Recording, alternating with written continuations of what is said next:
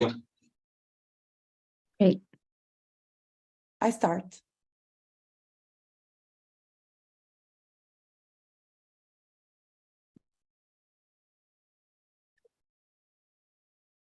Good afternoon, good evening, and good morning, everyone. Welcome. I'm Dr. Priya Umachandran from the WHO EPI-WIN Science and Knowledge Translation team. Thank you for joining us for this WHO EPI-WIN Wednesday webinar. And today's topic is Partners in PRET, how different sectors can engage in pandemic preparedness. For those new to EPI-WIN, we are the WHO Information Network for Epidemics and a platform for science and knowledge translation in health emergencies. Our goal is to translate science in accessible, relevant, and meaningful ways for evidence-informed actions and decisions in health emergency, both preparedness and response. This webinar builds on one we actually held in July, which introduced PRET, which is the Preparedness and Resilience for Emerging Threats Initiative. It's an innovative approach to improve disease pandemic preparedness. And in that webinar in July, speakers discussed the national and regional implementation of PRET. If you're interested, the link to the previous webinar in July will be posted in the chat. Before starting properly today, I have a few housekeeping announcements. This webinar is being live streamed on the EPI-WIN YouTube channel. The link will now appear in the chat. The webinar is being recorded, and afterwards the recording will be available on the WHO webinar page, and the address for that will also appear in the chat. Interpretation is available today in French, Spanish, Portuguese, Russian, and Arabic. We also have AI-powered interpretation in Bengali, Chinese, and Hindi. Please note that Bengali is down as other, but if you click that, that will be Bengali. If you go to the interpretation globe icon below in the menu, access and select the language you would like. We really invite you all to post your name, location, and organization in the chat box. We really love to see where in the world you're joining us from. And finally, please add any questions you have throughout the webinar today for the panel to the Q&A box, not in the chat, because we can more easily keep track of them in the Q&A box. So without further ado, I'll begin with the webinar today. We have a great panel to hear about how PRET can bring together stakeholders from lots of different sectors to support pandemic preparedness planning and capacity building.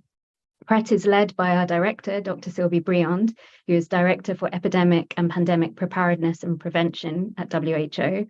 And Dr. Sylvie will provide the opening remarks today, followed by Dr. Gina Saman, who is the unit head leading PRET.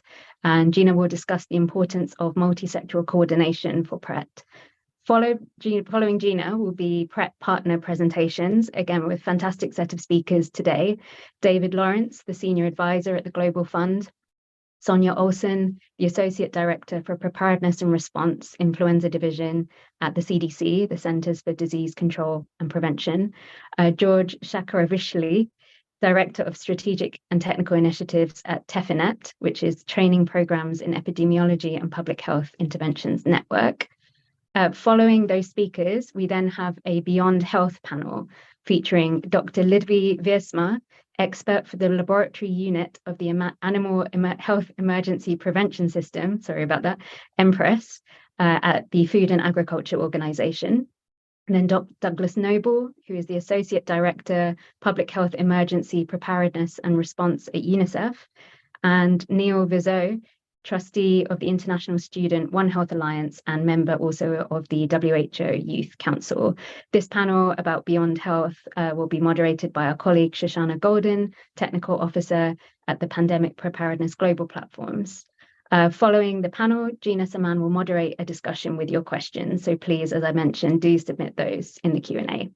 So now I will give the floor to Dr. Sylvie Briand for the welcome to this EPI-WIN webinar on Partners in PRET. Thank you very much, Priya. And good morning, good afternoon, and good evening, everyone. It's a real pleasure for me to be with you today. And actually, I'm talking to you from New York, where I am attending the United Nations General Assembly. And today we have a high-level panel on pandemic preparedness, prevention, and response. And the countries of the world have met many times in the previous weeks to develop a statement, a political statement on pandemic preparedness, prevention, and response. And today they will continue the discussion on this statement and hopefully adopt it at the end of the day. So it's a very important day for all of us because the entire world is still thinking of pandemic preparedness, which is important because we know that we will have other pandemics in the future. And so it's very important that we get prepared and ready for them. We also see that what is important is that pandemic preparedness is really for the entire society, a whole of society approach. Because even if pandemics affect mostly the health sector, because it's a disease that is spreading around the world, it also affects the entire society and the economies. So very important that all sectors work together to be better prepared for next pandemic. In April 2023, WHO and international partners launched the PRET, which is Preparedness and Resilience Against Emerging Threats, and which is a new approach for preparedness, leveraging and harnessing the lessons of COVID-19, but then looking at the future and trying to get prepared and ready for future pandemic, not just fixing the problem that we encountered during COVID-19. And since then, more than 80 countries in the world have already revised their plan and are ready to engage broadly all of society sectors so that they can be better prepared and have a more comprehensive plan. So today, we will focus on engaging all stakeholders in pandemic preparedness, and especially other sectors than health, education, finance, tourism, trade, transportation, and see how we can work with partners and engage partners, national, international partners, so that we are all together in this journey of preparedness. And it's really important to work together before crisis, because before crisis, it's easier to establish good relationship, good communication, and these are essential conditions for building trust. And as you know, trust is essential for pandemic preparedness, prevention, and response. So thanks to all the speakers today who are will be sharing their experience and work on pandemic preparedness. Over to you, Priya. Thank you very much. Thank you so much, Dr. Sylvie. Really appreciate you joining us from the UN General Assembly and setting that context. It's a very auspicious day, it seems, to be discussing these issues. I would now welcome Dr. Gina Saman to discuss further partnerships for PRET. Gina. Thank you, Priya. Colleagues, welcome and lovely to be with you again on an EPI-WIN webinar to talk about PRET, getting ready for the next pandemic, and very much welcoming our panelists and speakers today. Like Sylvie, I am also on a mission. Sylvie is in New York for the UN General Assembly. I am in Pristina, Kosovo on a PRET workshop to update the country's national pandemic plan. Now, critically, it isn't nice to see that there are many sectors involved in pandemic planning. And really our question is, which sectors to engage, who is relevant, and how do we think about whole of society pandemic preparedness planning? What you can see on screen is that different sectors are needing to engage in preparedness. Now, I would like to ask everyone on the call, on this webinar, to find their reactions button, because what we're going to do in my few minutes of this presentation is go through a simulation exercise. Please participate. And what I will ask you to do is two things. Please give us a reaction, a thumbs up.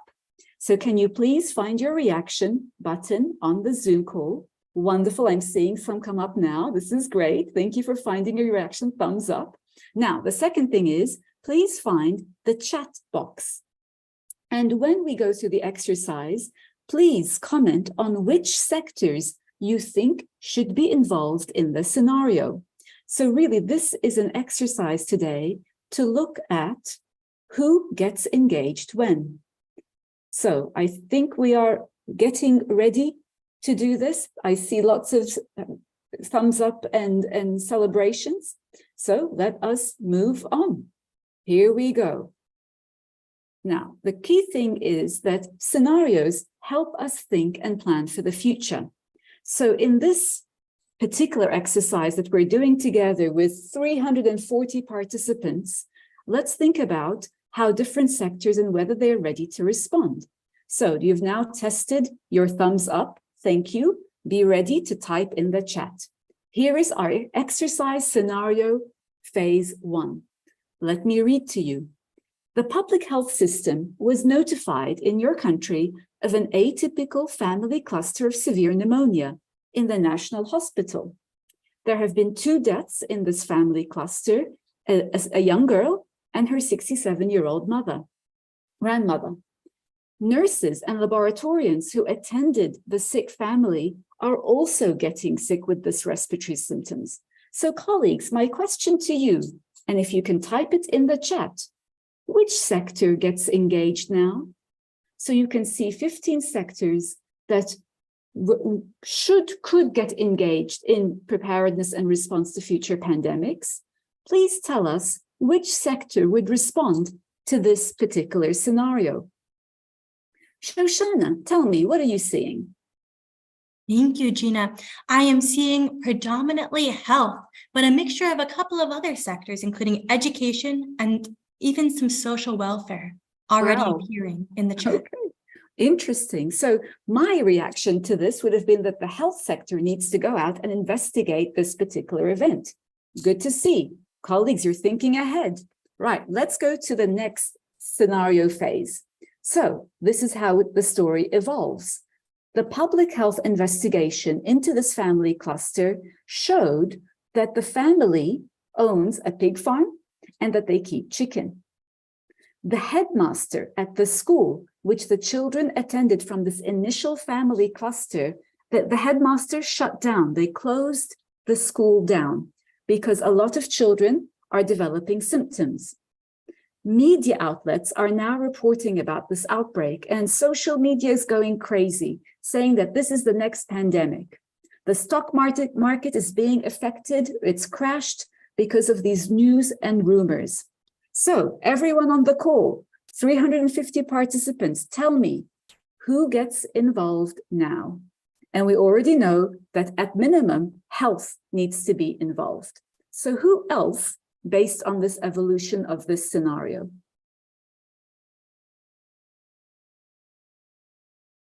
Shosh, tell me, what are you seeing? I am seeing a really nice mixture of health, finance, food and agriculture, information, and education. Interesting. So colleagues, this seems to align very much with how we see it. And please give us a thumbs up if you agree with this breakdown. And if not, tell us what other sectors you think should be involved. We see that health has already been engaged and needs to continue engaging. This is why they are in red. Then in yellow, you can see education, finance, food and agriculture, and information, communication and technology. So all of this, the stock market, the financial world, the media, the information world, the headmaster in the school, the education world, all are needing to react. Thank you for those inputs. Let's go to the third part of this scenario. So because of the situation and its seriousness, neighboring countries have closed their borders because of this outbreak. An outbreak containment event is going on in this affected region where the family cluster occurred, and a population of nearly 30,000 people are now in lockdown for 4 weeks to try to contain this event.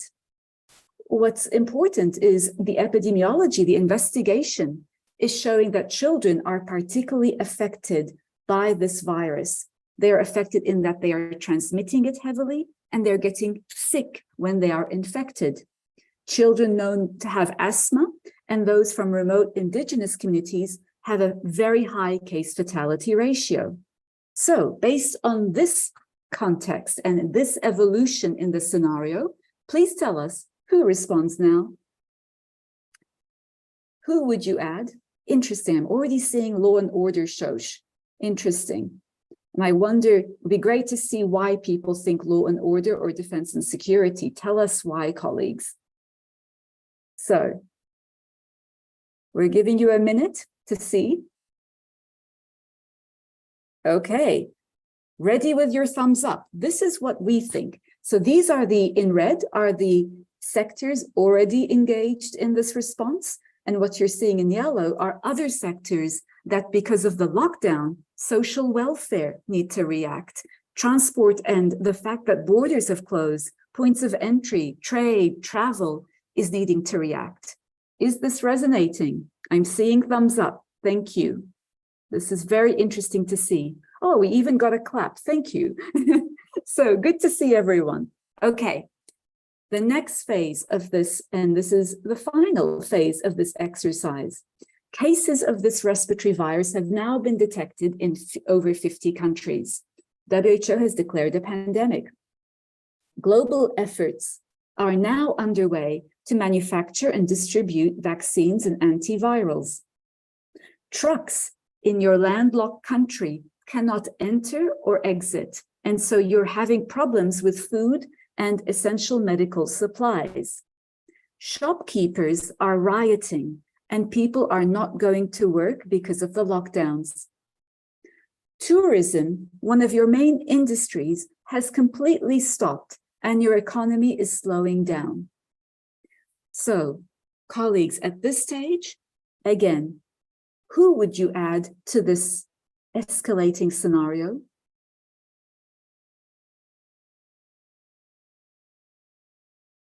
Interesting that we're now seeing critical manufacturing coming up, Shosh. Any thoughts or reflections, Shoshana? Tell me. I'm also seeing a couple of colleagues input that it's also all three levels of the government, which I think is important to note. So we're talking about multi-sectoral response. We are also thinking about multi-level response, and it's nice to see that colleagues are flagging that. There's also energy appearing at this stage as well, in addition to many of the different sectors we had seen in some of the previous phases. Very interesting. And we welcome, if there are questions or comments, please do type them in the chat. We welcome your thoughts. Later in this webinar, we also welcome discussion around these topics. But you're absolutely right. Multi-sector, multi-level, not just government sector, but the private sector that's for profit, for nonprofits, such as academia, such as non-governmental organizations. Earlier today, we received a lovely question from a colleague, Professor Upasaka, to ask, what about NGO involvement in pandemic planning? And I hope we can see together that this is exactly the reason to have multi-sectoral, private, public sector engagement. Thank you for that, much appreciated. And really, we agree. All these different sectors, in addition to the critical manufacturing, the law and order, and of course, depending on some circumstances, defense and security, need to engage in this response. Now, what does all this telling us? And this is now the end of this scenario, colleagues. 2 years after the initial outbreak, the population immunity levels are very high. WHO has declared the end of this pandemic. Your country is now standing down emergency protocols and considering actions for socioeconomic recovery. The end. So I hope with this scenario, colleagues, we've seen multi-sectoral engagement and the fact that of those 15 sectors noted in our guidance to you about preparing for the next pandemic, so many need to be involved in this respiratory event.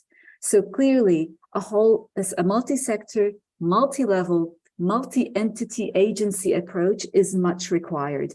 And we thank you for engaging. Let's have a thumbs up or a clap to everyone who commented. Thank you indeed. It's wonderful to have had this participation. Truly are appreciated. Bravo.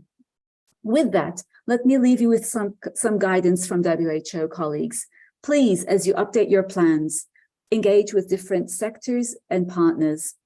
Use WHO's resources. So what you see on screen is this preparedness and resilience for emerging threats, PRET. PRET means ready in French. Module 1 is on respiratory pathogens. It's on our website. In Annex 2 of this module, you will see examples of our interdependencies between sectors. So from Annex 2, you can see where we can collaborate and engage sectors such as tourism, such as critical manufacturing, such as law and order, to be sure that we're getting better prepared. This is our opportunity here and now. As well, in the guidance from PRET Module 1, we need to think about this in an organized way. And our organizing framework enables you to think in this approach. As you think about a response, about an event, you can see that we were just discussing how we have to respond to an initial event, a cluster of cases, to respond and try to contain it.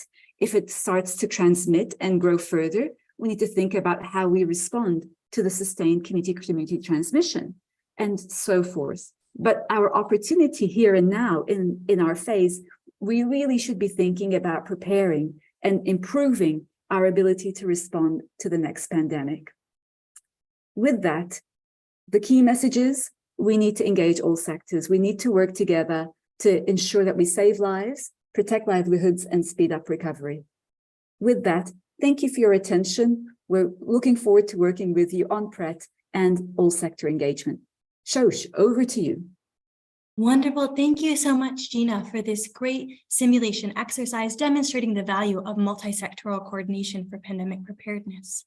We'll now proceed on to hearing from some of our partner organizations, first in the health sector and then beyond the health sector. So if we can turn over to our first presenter, David Lawrence, who is a senior advisor from the Global Fund, to provide a brief overview of how the Global Fund is engaging in this work. Thank you, Shoshana. And on behalf of the Global Fund, which was established as a partnership, we greatly appreciate the invitation to contribute to today's discussion on what it means to be a PRET partner. As a multilateral donor with a broad scope of health sector financing, for the past 20 years, the Global Fund has supported responses to some of the most deadly epidemics and pandemics of our times, HIV, TB, malaria, and more recently, COVID, as well as Ebola and Mpox. The key message we'd like to share today is that in collaboration with our country coordinating mechanisms and principal recipients, epidemic and pandemic preparedness stakeholders, PRET stakeholders at country level can leverage Global Fund financing in support of IHR and NAPS implementation, monitoring, and evaluation. And this includes some of the pathogen group and pathogen-specific programming that PRET was developed to drive and accelerate. As a fund, we currently have two overarching financing streams. The largest component, seen here in the yellow box in the center, is our country grants for HIV, TB, malaria, health systems, and PPR financing. Through this channel, we currently provide financing to approximately 120 Global Fund eligible countries. In addition, on the left side, in the green box, you see the COVID-19 response mechanism, or C19RM. Since 2020, C19RM has channeled additional billions of dollars in financing to support national responses to COVID-19, and more recently, to support transition from response towards health systems recovery, resilience, and help countries to strengthen PPR more deliberately.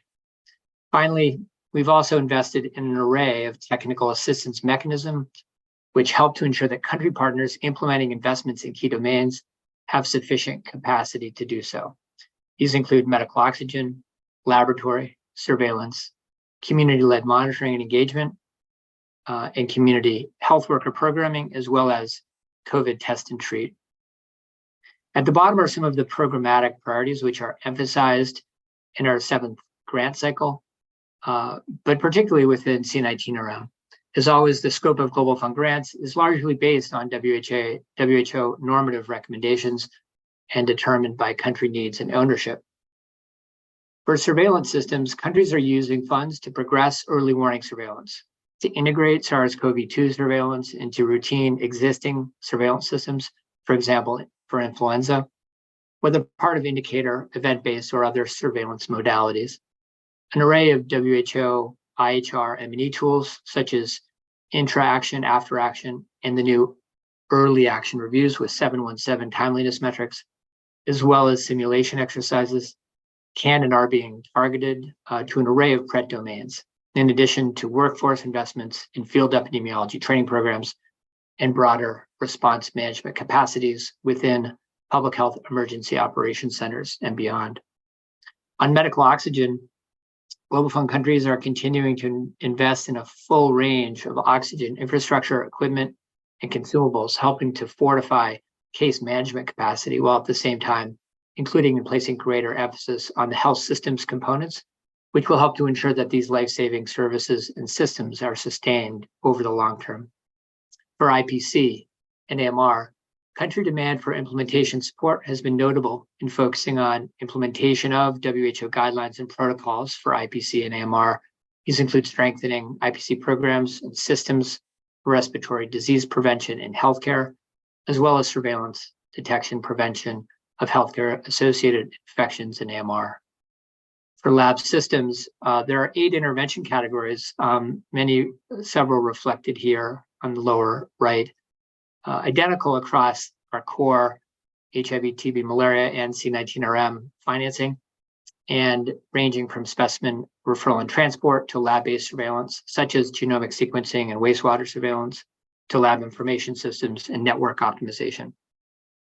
Finally, the red arrows represent the human resource for health investments, including community health worker programming, which is really the lifeblood of PRET support through the Global Fund across all of these and other domains. This was a whirlwind tour of Global Fund financing, and hopefully it'll leave you with an appreciation of the broad and flexible financing available to countries to strengthen their PRET capacities and capabilities as we continue with heightened vigilance in the inter-pandemic period.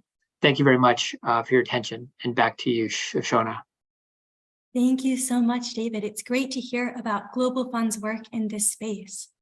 We'll now hear from Sonia Olsen, who's the Associate Director for Preparedness and Response in the Influenza Division of the Centers for Disease Control. And I understand that she's speaking on behalf of a broader respiratory focus across the organization. So Sonia, please, over to you. Thank you, Shoshana, and thank you to WHO, who's a long-term collaborator of CDC's. We fully support the PRET initiative and appreciate the time today to share our experience with partners. And thank you for popping up our one slide. CDC has a mosaic of surveillance systems designed to capture respiratory diseases, and they're all built to monitor annual epidemics in the United States. And by having systems in place to monitor and address seasonal epidemics, this provides the foundation for the system to address novel or pandemic diseases. And so every year we get practice on surveillance and laboratory diagnostics and make improvements to our systems. And after last year, the concerns for the upcoming fall and winter in the United States focused mostly around SARS-CoV-2, influenza, and RSV. And so shown here on the graph on the right is just one example of a system to combine all 3 pathogens in the United States called ResMed, which conducts population-based surveillance for laboratory-confirmed hospitalization associated with all 3 pathogens. Globally, CDC has supported building local capacity in surveillance and laboratory through the Global Influenza Surveillance and Response System. Historically, our efforts to do this scaled up dramatically in 2006 after the avian influenza A H5N1 virus was detected in humans in Asia. Boost occurred again during the 2009 H1N1 pandemic, and most recently during the COVID-19 pandemic. In 2016, when GISRIS added RSV as a pilot, CDC supported this work.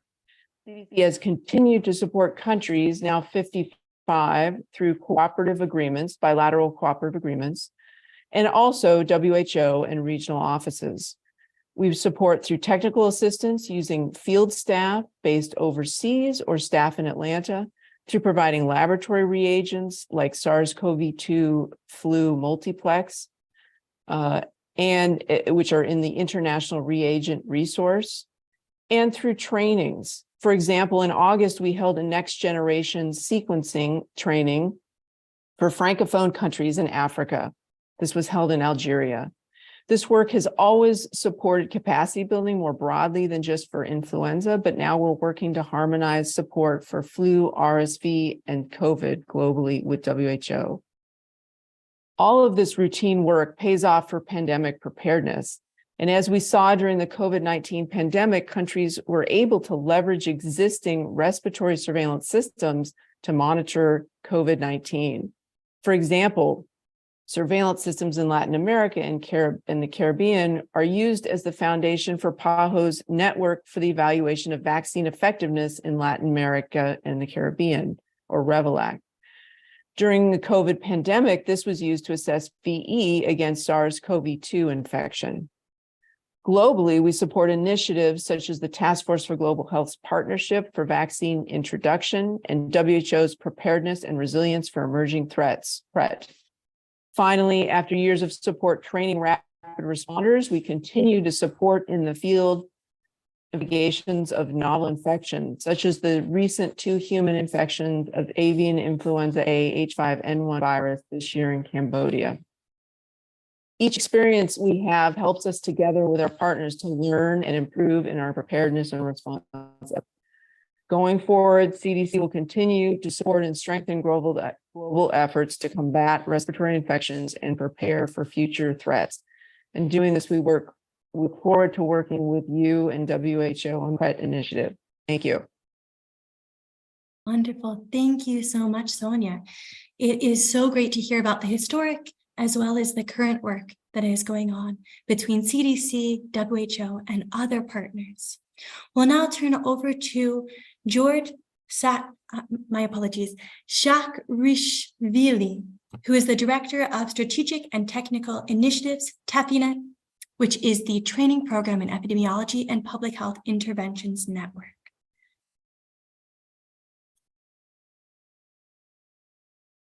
Thank you, Shoshana. Good morning, colleagues.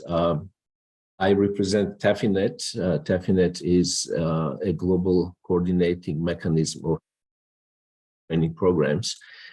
And Gina's presentation and the simulation exercise that she presented is really useful for me to explain what TEPINET is, because the people who are the first responders to outbreaks, those who investigate the outbreak to determine the source, to determine the prevalence and incidence rates and the geographic distribution, are field epidemiologists. So field epidemiology community has been well organized, well structured, and well functioning during at least 40 years or so. The first FETPs were actually created in the early 1980s. There are over 85 FETPs in the world at the moment, serving over 140 countries. We have global partners. Primarily, this is CDC, which initiated the first FETPs. There is WHO, there is International Association of National Public Health Institutions. Then there are national partners such as universities and national public health institutes. We have regional partners, European CDC, Africa CDC, and others. And then there are 6 regional networks, 1 on each continent. And so all this enterprise actually has been focused on scaling up quantities and improving quality of national field epidemiology training programs to produce high quality field epidemiologists. But during the COVID outbreak, we saw that field epidemiologists never work in isolation. They are always part of multidisciplinary teams. And those teams require health workforce. On the upper side or upper part of my slide, you see a quote from a paper published by our show, which shows that outbreak indicated 2 challenges that health workforce experiences. The first is the shortage of well-coordinated, effective, and diverse workforce, which is essential for responding to public health emergencies. But the second is the inadequate preparedness of health systems to withstand the shocks and to shift human resources to emergency responses, which results in widespread disruptions in routine health services and results in increased morbidity and mortality. Dave spoke about the Global Fund's engagement in outbreaks and in the pandemic preparedness and response. He would probably agree that during the outbreak, we saw that the routine services that Global Fund supports, HIV, tuberculosis, and malaria, there were a lot of disruptions, and we saw increased morbidity and mortality in due to those diseases. So one of the responses of the FETP community is to increase collaboration with other stakeholders who are working with health systems and health initiatives outside field epidemiology. Some of the examples of the health systems that are relevant for field epidemiology are systems, laboratory systems, workforce, and institutional capacities. Some of the key initiatives that are also relevant to field epidemiology is the scaling up emergency surge capacity, which is led by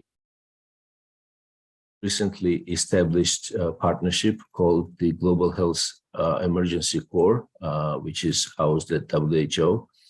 Of course, there is preparedness and resilience for emerging threats, the PRET, and we are very pleased to have partnership with the PRET network. There are other initiatives which are relevant to field epidemiology. So what we are doing now, one of my activities these weeks and months is to establish a new epidemiology partnership, which will be a convener of field epidemiology community and health systems communities to come together and to integrate the work aimed at producing multidisciplinary health teams, which will be competent in field epidemiology, but field epidemiology as an activity will be integrated with other essential public health functions. Let me stop here and happy to take your questions and comments later. Wonderful. It is so great to hear about the workforce strengthening that is happening through TEPINET and these ongoing and new collaborations. So many thanks to all three speakers from different areas of global and public health. We do welcome all attendees to today's webinar to please provide some questions inside of the Q&A feature for our speakers. And I'll ask our three speakers to be looking inside of that Q&A feature to provide some written responses. We'll now continue on to our panel. We have a panel of three different speakers today, focusing on different elements of pandemic preparedness. So if we can go to the next slide, please. Wonderful, thank you so much. So we'll be hearing from Dr. Douglas Noble, who's the Associate Director of Public Health Emergencies, Preparedness and Response at UNICEF. Dr. Lidovai Wiersma, who is an expert for the laboratory unit of the Animal Health Emergency Prevention System of the Food and Agricultural Organization. And from Dr. Neil Vizul, who is both a trustee of the International Student One Health Alliance and a member of the WHO Youth Council. We have a question for each of these panelists, and then we will turn it over to our attendees to ask questions to the different panelists. So please be thinking about the types of questions you might have, as well as any experiences you would like to share about your engagement in pandemic preparedness. So with no further ado, we'll get started with our first question. And this is to Dr. Douglas Noble. How can non-health sectors engage in pandemic preparedness to better support children, families, and communities. Douglas, over to you. Thank you, Shoshana. It's a real privilege for me to be here on behalf of UNICEF today. And thanks for that question. And we've already had some great points that have been made by the presenters so far. I thought the exercise the first speaker did highlighted the point that many sectors can be affected by a pandemic. So how does this affect children, families, and communities around the world? Let me give you a few examples. The disruption of services during the COVID-19 pandemic, for example, in particular, closure of schools, adversely impacted not only many children's educational outcomes, but also their health, their nutrition, their safety, and their psychological well-being. So we need to think quite broadly about these things when we look at the possible problem. Closures of schools and childcare services due to COVID-19 also exacerbated other issues that we might not initially think of. For example, gender inequality, as many households turn to women and girls to look after and homeschool younger children. And that also resulted in women leaving the workforce and therefore households losing income. And you can see the effect that that can start to have on a community. Also, areas such as violence against children and gender-based violence were exacerbated. So education and social service systems need to develop and implement preparedness plans for public health threats to ensure services can continue. And that's where partnership in public health can be so important, to reach out to those other sectors and to work together to develop those preparedness plans in broad multi-sectoral areas. There are other interventions that are important as well. Interventions such as community mobilization campaigns can help increase attendance, re-enrollment rates, and a range of different areas, particularly if they have a multi-sectoral focus and are not just narrow on one particular area. Adequate resources, we hear that a lot, also important for the health and social workforce in areas such as mental health and psychological support.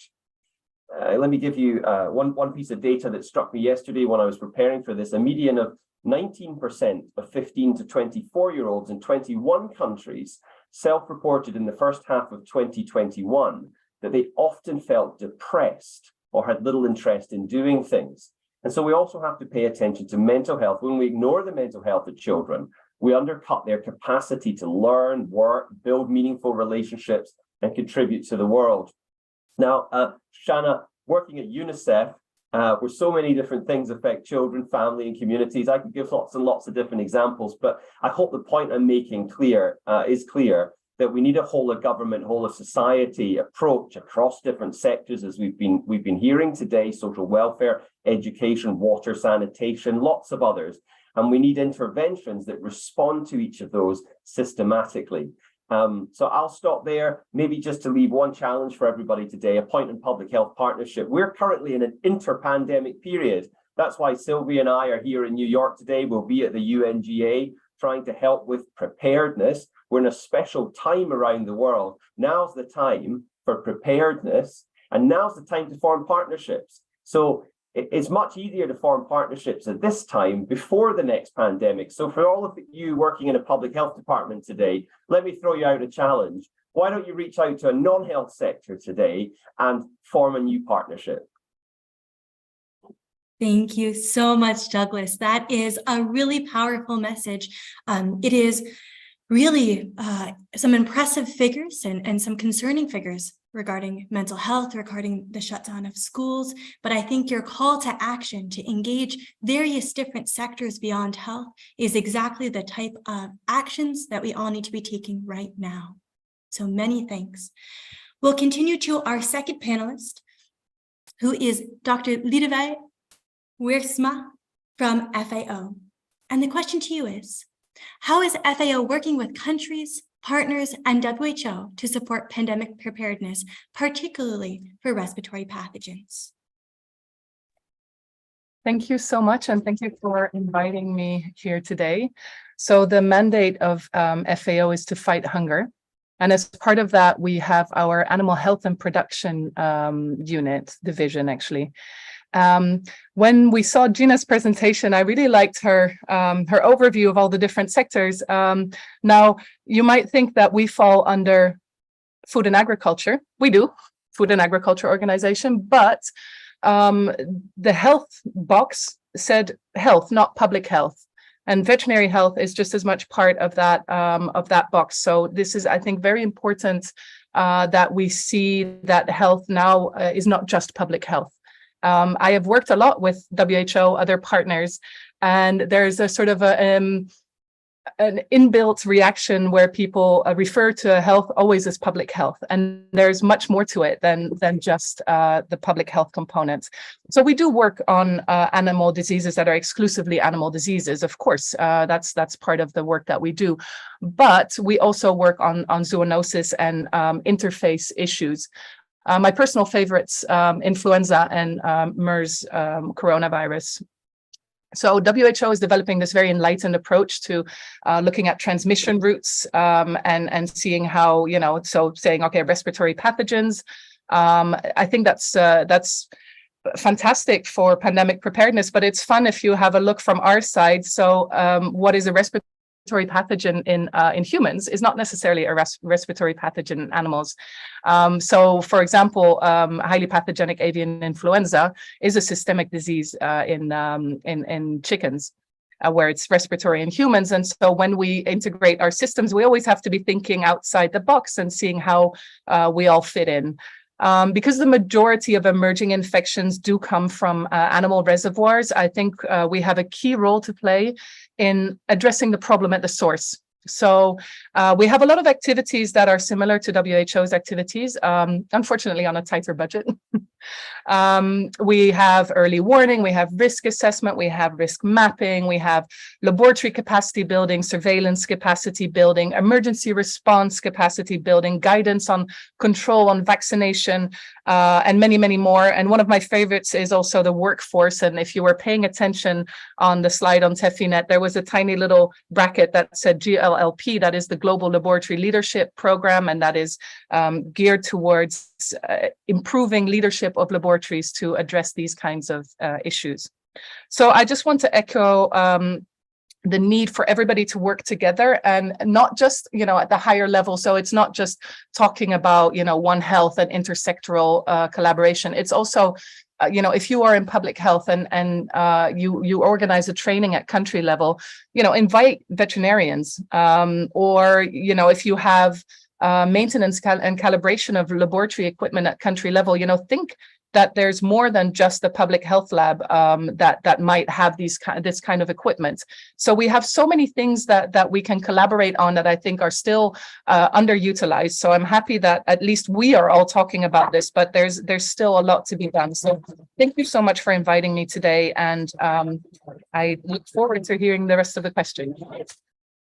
Thank you so much, Ludovic. And it is wonderful to hear how this is a priority at FAO and how this partnership between FAO, WHO, and other stakeholders is continuing to grow and strengthen in light of the COVID-19 experiences as we move forward.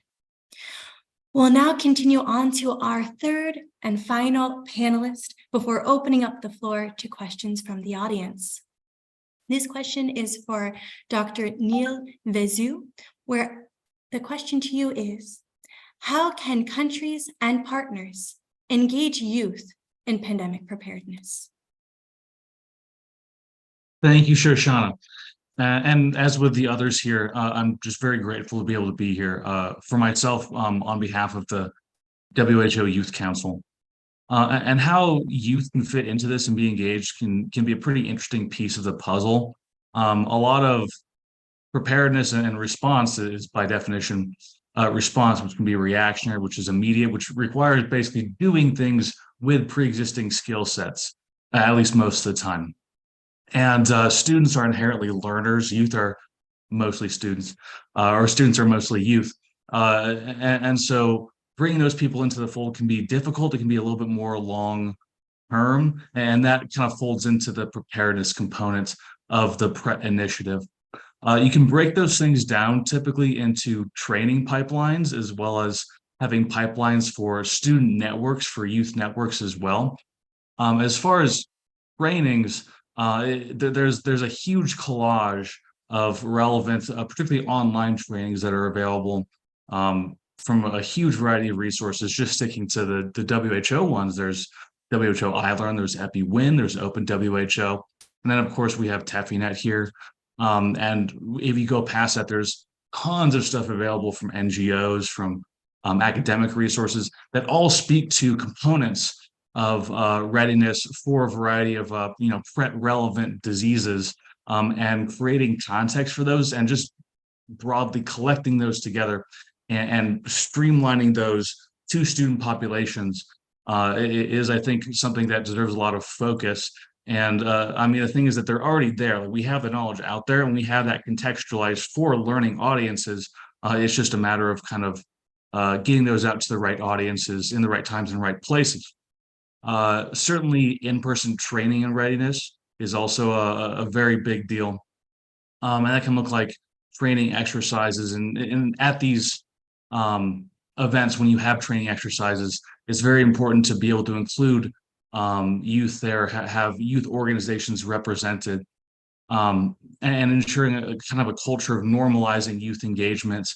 And I guess one of the silver linings, basically, of our recent pandemic is that it's been kind of a fire under people to not just go about business as usual and begin engaging people in a way they have not before. And some of the people who've been beneficiaries of that have been youth populations. Creating scenarios where insight is needed from anecdotes of workforce training and preparedness and from youth populations is one of the many benefits that you can see from those.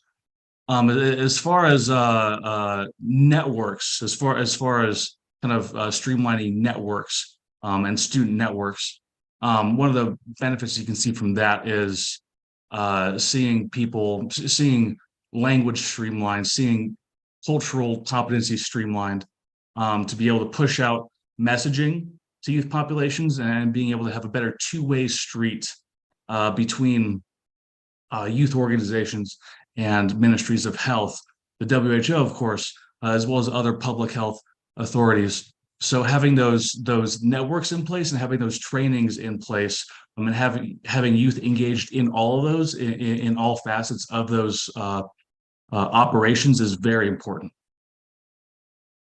Thank you so much, Neil. It's great to hear about how the youth sector can be engaged and how opportunities for training and exercising can be helpful to incorporate this learning in this particular really important population, the future of public health and preparedness and response in emergencies to come, into the work that we are all doing now.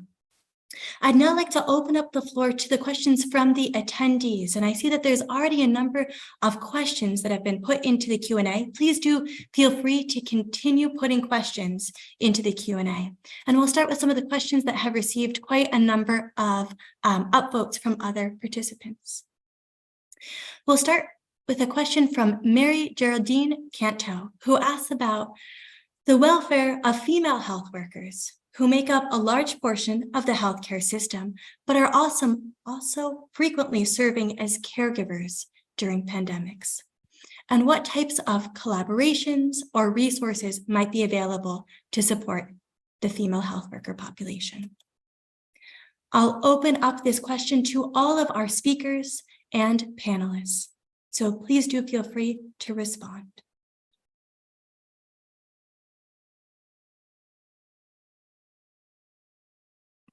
Gina, would you like to start? Sure, I was just about to unmute myself, Shoshana, so good timing.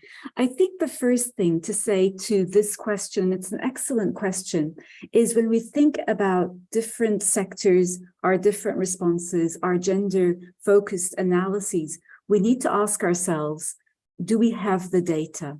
And to be able to analyze our health workforce breakdown, our response mechanisms, according to gender breakdown, because this serves us a baseline understanding of where we need to intervene and how we can take action.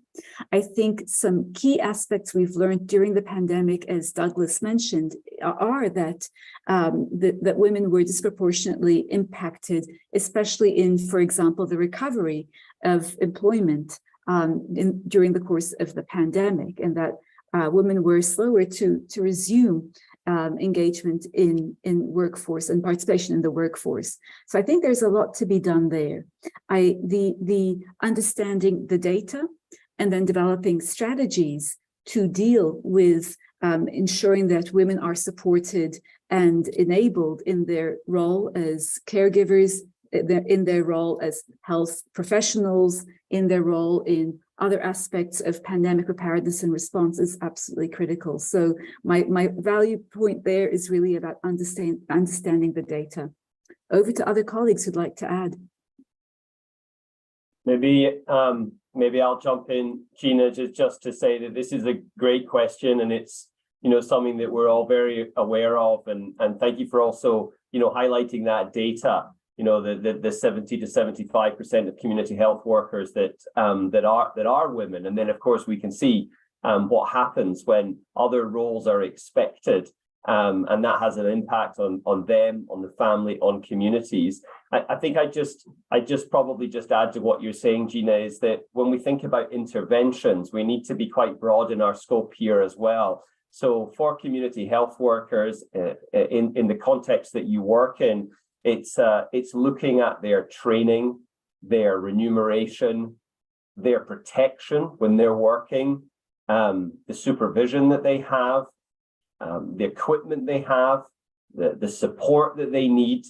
And so it's sort of thinking across the piece like that in terms of then trying to have the intervention so that workforce can, maybe I can use the word professionalized, but so that workforce is far better prepared for challenges that come in these types of situations. Wonderful. Thank you so much to both Gina and Douglas. I see Neil has also unmuted. Would you like to come in on this one as well? Yes, I actually wanted to kind of bounce off of what Dr. Viersma was saying about engagement with the veterinary sector, because we see some very interesting social dynamics as far as engagement with women there. For some of our interface points for emerging pandemic threats, we see women tend to be caretakers more so in some kind of developing settings for livestock specifically. And so they have much more contact points with animals, and in some cases with wildlife as well, which is where we tend to see some of our unknown unknowns, as opposed to sort of known unknowns as far as emerging zoonotic threats. As far as working in sort of wet markets, I believe that's a bit more of a gender mix, but certainly in many of those livestock settings, paying attention to women's issues is incredibly prescient. And looking at our training pipelines specifically for veterinary populations, I mean, I believe this is the case for like medical populations as well. But in some places, we're seeing student populations being comprised of about 90 to 95% females. So that's going to continue to be a huge issue as far as ensuring that we're meeting those needs for women globally. And I'll refer to all the others for what exactly all of those needs will look like as far as pandemic preparedness requirements. Wonderful. I'd like to move us on to another question, but welcome panelists to continue to provide some insight on this important piece of gender in preparedness as we continue to move forward. The next question is from Shmuel Yerushalmi, which is, how can engagement between government and communities improve preparedness for the next pandemic? I'll open the floor to all our speakers and panelists to comment on how communities can be engaged in this work and what that looks like.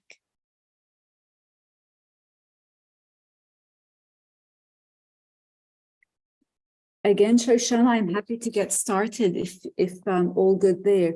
The engagement between governments and communities is essential. I'm very grateful to our colleagues, our panelists here, and seeing the different sectors and therefore communities and groups that we need to engage in. In leading the body of work on pandemic planning, governments think about which sectors need to engage and which community groups need to engage. And so really it's this approach, this systematic way of planning and thinking about preparedness and thinking about at-risk groups, those who may be at greater risk of infection, those at greater risk of severe outcomes, then leads us to help us think about how we engage with communities. What we've learned through COVID-19, through other epidemics and previous pandemics, is that communities and community engagement must be at the center of our design and implementation of strengthening our preparedness collectively. So it's critical to be able to work together in design. It's not enough to only respond together, but rather to also design and strengthen our collective preparedness together. So it's a challenge. It's another frontier of future preparedness to think about this in a way that we co-develop and co-strategize and co-implement. Over to other speakers. I think plenty to say here. Thank you so much, Gina. We'll turn it over to David and to Ludovic. Thanks, Shoshana and Gina. Gina, I continue to be really impressed with the progressive vision that you've articulated around PRET and the issue of community engagement, really end to end. For Global Fund, we couldn't agree more in everything you said. And you know, the starting point, I think, for us in thinking about issues around community engagement in pandemic preparedness and response, of course, stem from our experiences in HIV, TB, malaria. The CCMs represent a progressive version of country governance with a very multi-sectoral, deliberately representative, participatory, and transparent constitution, if you will. And when, you know, there are obviously in some respects some important differences in sort of, you know, PRET and PPR, but fundamentally the ensuring that country governance functions around planning and coordination, as you said, the design features, whether that's the development and implementation of a joint external evaluation, whether that's development of a 5-year costed NAPS or an annual operational plan for NAPS implementation, whether that's engagement in after action reviews, simulation exercises, the, you know, community roles writ large, civil society, non-state actors, and being more deliberate in ensuring that we've got diverse perspectives and stakeholders involved. And that across the whole range of IHR capacities that are being developed in these plans, that where appropriate, we know that there are local civil society and non-governmental organizations that have developed tremendous capacities, world-class capacities in many low-income and low-middle-income countries, and they should have roles in funded stakes in supporting the strengthening of health systems in the implementation of PPR.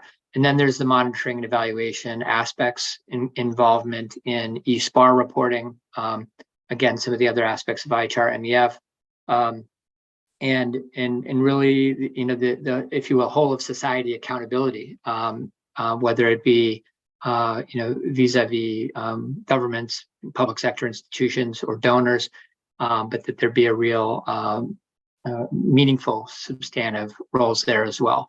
Those are things that we are proud to say are reflected in the Global Fund partnership model and very much inform our thinking about the enterprise ahead in health systems and PPR. Thank you very much. Thank you so much, David. We'll turn to Ludovic, George, and Douglas, and then we'll move on to the next question. Okay, seeing as there's a lot of interest in discussing this topic, I'll be quick, but I think community engagement is essential, and understanding incentives in, for example, farmers and aligning that with the policies to be implemented is essential for the success of those policies. So, for example, in animal populations, sometimes we do stamping out, which is culling of the animals. It's frowned upon in humans, but it works very well in animals.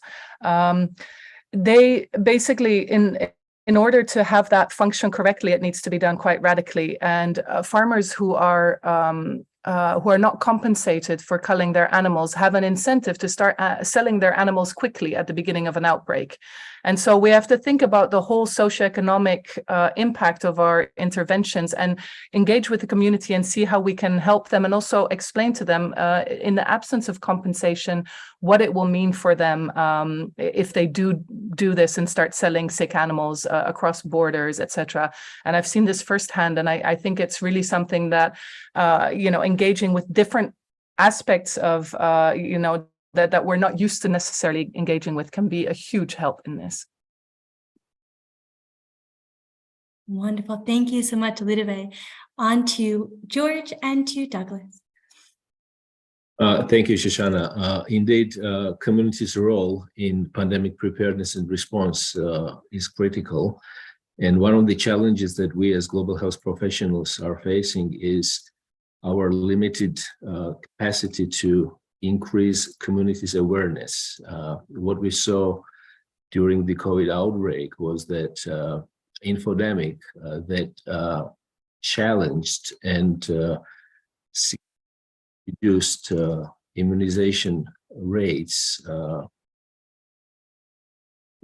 prevalence and incidence of the disease.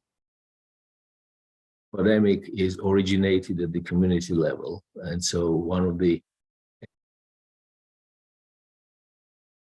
is to work with them in that direction. I also wanted to very briefly respond to the previous question about the gender inequity. There is a limited data that shows that females' engagement into FATPs is seeing more challenges during training. One of the reasons being that 80% of field epidemiology training programs are experiential learning, so they have to be physically present in the field.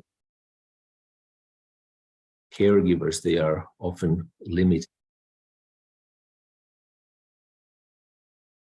We are now considering for designing the next generation of curricula to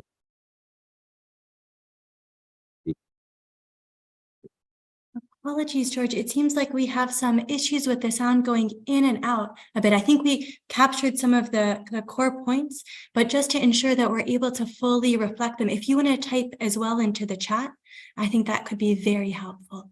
But my understanding was that you were explaining that it's actually been quite difficult for some of the participants who are both caregivers and participating in the field epidemiology training to balance these different roles and responsibilities. So please do feel free to include anything else that would be helpful on this in the chat. Okay, we'll conclude for this question with Douglas, and then we'll turn to another question from our Q&A. Douglas, over to you. Yeah, thank you, Shoshana. I thought this was a great question and a big reminder for all of us that pandemics begin and end in communities.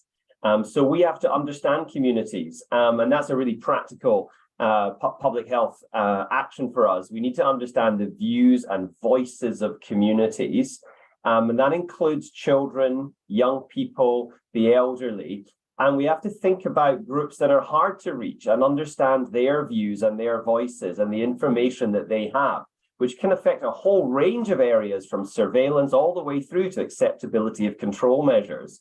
You might need to work with local partners to do that and engage with them and use recognized techniques to elicit information like focus groups and such like. So I thought this was just a great question and wanted to just leave that point that we really do need to understand the views and voices of communities. Wonderful. Thank you so much for that response, Douglas. Okay, we're going to continue on to some of our other questions. We have a question from Patrizia Rizzi, who focuses on IHR and says that it can be quite difficult when there's no epidemic emerging to make the connection between preparedness and some of the IHR capacity building work. I'd like to turn to our speakers and panelists to talk about some examples, some concrete examples of way that preparedness can support IHR capacity building across the different areas that we see, of which many of our speakers represent. So Gina, if you're comfortable starting us off, and then we'll turn to the other speakers. Sure, and I'll try to be short and sweet. I think this is a great question. How does working in preparedness, in strengthening our international health regulation core capacities, such as emergency coordination, laboratory surveillance, risk communication, community engagement, how does that get reinforced without an event? And I think the key answer here is what we did at the beginning of this EPI-WIN seminar. We need to exercise. We need to think about this in a way where we challenge ourselves in different scenarios and see whether our systems are fit for purpose in those scenarios. I'm going to stop there. I think lots of voices can be heard on this one. Fantastic. Thank you so much, Gina. We'll turn over to Dr. Sonia Olsen to provide a response. Thanks, Shoshana and Gina. I think this is a really excellent question. And I think many countries and communities struggle with this because if it's sort of out of sight, out of mind, people aren't continuing to work on it. And I think, a great example is influenza because it happens all the time. And so, that's why we link the seasonal work that we do to the novel virus, to the pandemics, so that we're always thinking about, how do we protect communities from threats in everyday life? And then how does that translate to larger preparedness efforts? So I think it's something that you need to think about all the time. And because you're right, you can't just build capacity for an event that might happen every few decades.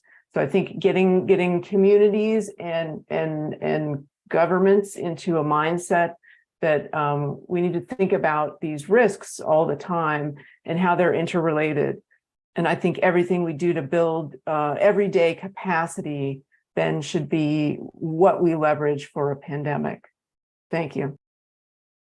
Thank you so much, Sonia. And while it is both a blessing and a hardship, you're absolutely right that the seasonal nature of influenza does give us such a great opportunity to continue to practice and test and improve our preparedness and response systems. We have a question from Isatu Saar, who asks about how the coordination of some of this preparedness and response can work. So if many different sectors of society are involved in pandemic preparedness, Isato, and apologies if I'm mispronouncing your name, asks who leads the overall response to ensure coordination and strong communication across all sectors. Gina, would you like to start us off? Sure, and great question. For me, this one is relatively easy, I think. And I think we need to see it in the light of government structures, government taking the lead in organizing and providing the administrative and organizing framework for how we think about pandemic planning, how we structure our pandemic planning, how we engage and make sure that we are aligning with laws, legislation, policies, aligning with international best practices, and that provides the umbrella for our global, national, regional, local pandemic preparedness planning. So the answer in my mind is the leadership of government, but the whole of society engagement of the public institutions, the private institutions, the for-profit institutions, and all the different elements that come into it, all steeped in communities being at the heart of a response and preparedness in itself. Thanks, Shosh. Wonderful. Thank you so much for that question. And I see that there are a number of colleagues that are very interested in understanding how they can join TEFINET and the International Student One Health Alliance. So I'll turn to George first to start off with an answer to the question Gina responded to, and then to speak about how students can join the TEFINET training. Thank you, Shoshana. On the coordination, I think we need to differentiate between coordination at the planning level and coordination at the operational level.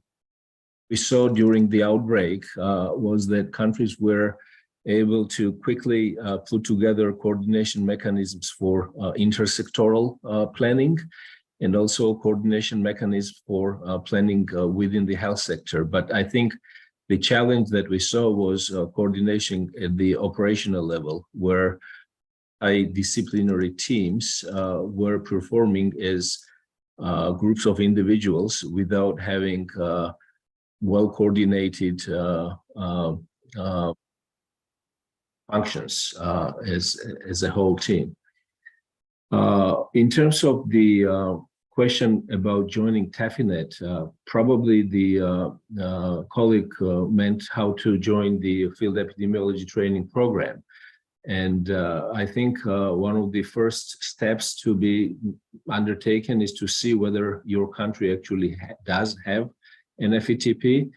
And if there is an FETP in your country, then there is regular application process. There are 3 types of available. Frontline is the shortest, which is 2 to 3 months.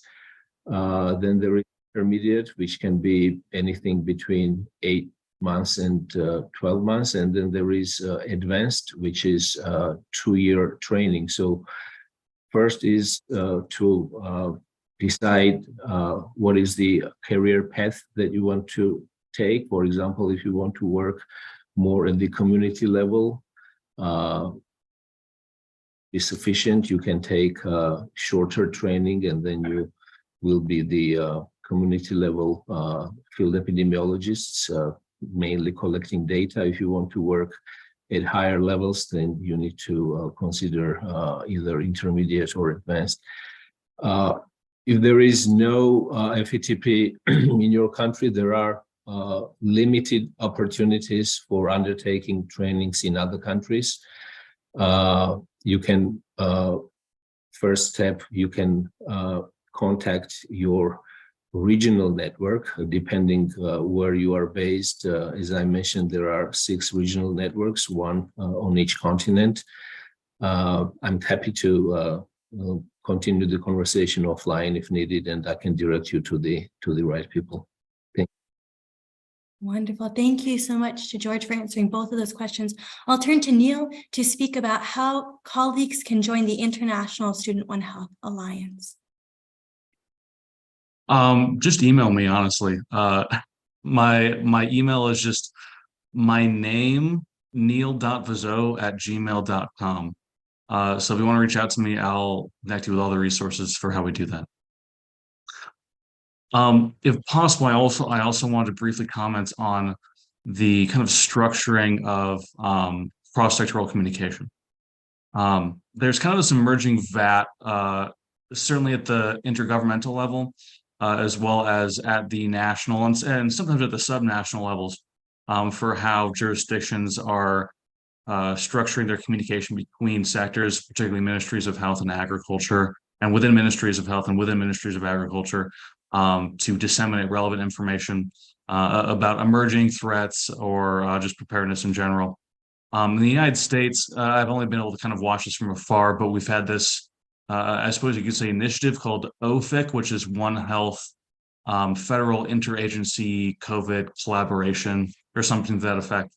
And it's basically this informal forum, or it's been this informal forum of, I believe, led by the CDC's One Health office, actually, basically bringing together different stakeholders relevant to COVID and just informing them of what's happening within the government and what they're planning and what they're, hoping to do.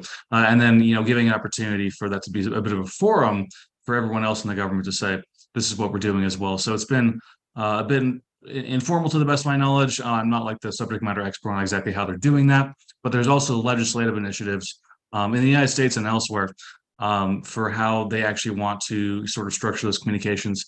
One thing you can actually get insight from sort of a top-down perspective on how states want to structure that is from probably AMR national action plans, because most countries have those, and most countries have those publicly available.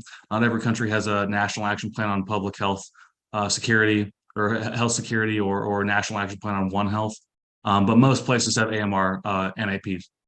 And those generally are led by ministries of health or have those as the point sort of ministry, with the agricultural sector is a bit of a secondary, if you will, though that can be structured differently depending on the exact place and time and sort of context. But yeah, we're looking at a very dynamic, very emerging field of how people actually want to do this, and it's going to be, a lot of people here are probably participating in those processes themselves, and I'm very excited and curious to see how those kind of settle out as time goes on. Wonderful. Thank you so much, Neil, for that great response and for sharing the contact details that people can use to get in touch.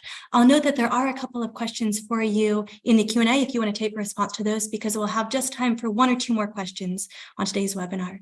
For our next question, we had a great one looking at human behavior research and how this can inform preparedness and response activities. I'll open up the floor to our speakers and panelists, and I believe Ludivine wanted to provide a response to this question.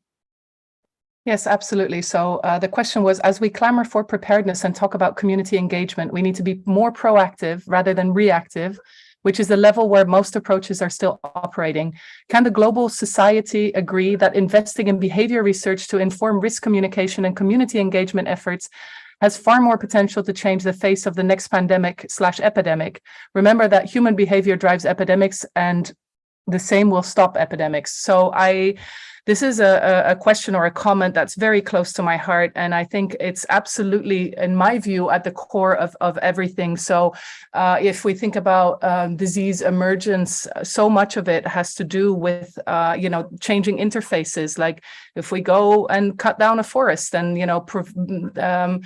destroy an ecosystem, then you create more opportunities for interaction with the animals that were in that space. If we have global warming and our vectors are on completely different cycles of reproduction, and we end up having vectors in areas that we didn't have them before, etc., that's going to change everything.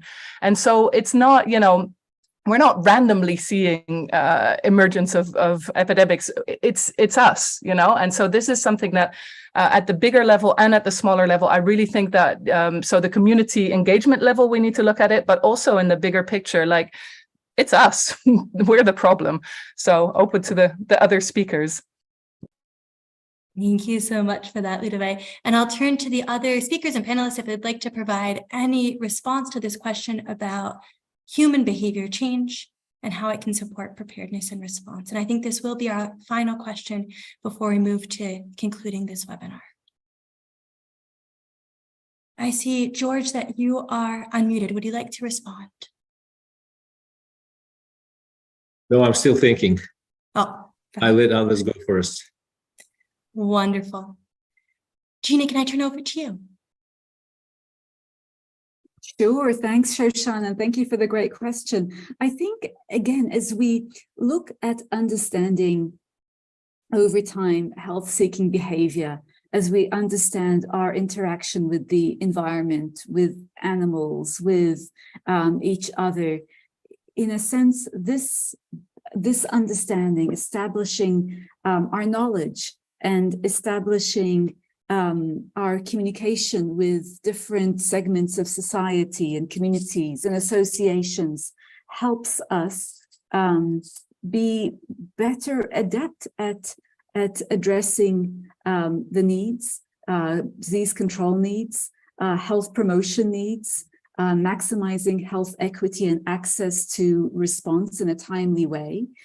So when I was thinking about this question, I had the youth in mind and thinking about working with the next generation to see what they see and their future intentions and addressing their needs. So really a set of random thoughts here, I have to say, but really to strengthen the idea of let's understand, let's establish a good understanding and use that to propel us in our objectives to help us address our key concern here, which is better preparedness for future emergencies.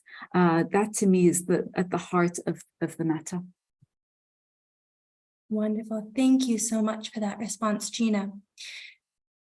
And at this point, I will turn the floor back over to our EPI-WIN colleagues to close us out of a fantastic and really informative webinar. So a huge thanks to all of our speakers and panelists, a huge thanks to all of our attendees, and over to Priya to close us out. Thank you so much, Shoshana, and what a fantastic discussion, and really feel that we've continued and built on this conversation about cross-sectoral collaborations for PRET. Really just wonderful questions from you, the audience. Thank you so much for your engagement. We've answered quite a few in the Q&A, but a lot of the useful links that have been posted in the chat, plus any unanswered questions, will be collated, and a document will be posted on both the webinar pages for PRET, so the one in July and this one. So fear not, if you've asked a question and it hasn't come up yet, we will get to it. So yes, as we're coming to the end of our allotted time, I want to really wrap up by reiterating the thank yous to all of our speakers, our fantastic panel today, our interpreters, the PRET team, Shoshana and Gina particularly, and Tosin, other WHO colleagues who have worked on this webinar, and the EPI-WIN team, so Jiangfang, Agnesi, Supriya, Gabriella, Tim, overseen by Dr. Sylvie Briand. And again, just really thank you all for your engagement, for all the great comments, questions, and your interest in EPI-WIN and in PRET.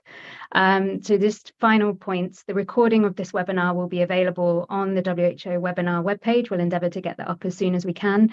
If you want to keep updated on future EPI-WIN webinars, please subscribe to our mailing list, and the links for the recording and the mailing list are appearing now in the chat. If you complete the questionnaire that's in the survey once you log out of Zoom, we will be providing certificates of attendance for this webinar, so that will come up automatically when the webinar finishes. Finally, from us, the EPI-WIN team, we really hope you'll be able to join us next week for our next webinar on new COVID variants. The details for that, including registration, will be up very shortly, and will be on the EPI-WIN webpage and sent to the mailing list. So it just leaves me to say thank you really again. What a fantastic webinar, and what an auspicious day to be talking about these matters. We really hope you found it useful, and join us next time. Thank you so much.